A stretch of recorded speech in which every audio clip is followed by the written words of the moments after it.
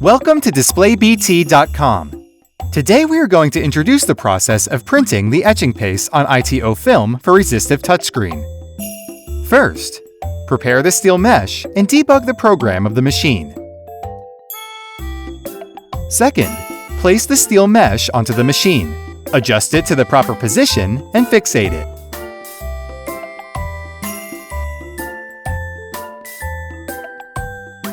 Third, put some etching paste for testing.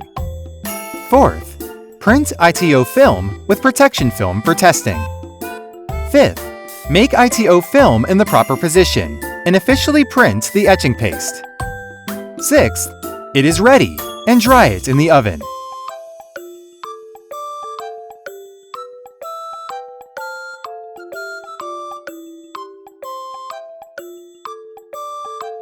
Thank you for watching, and contact us if you have any questions.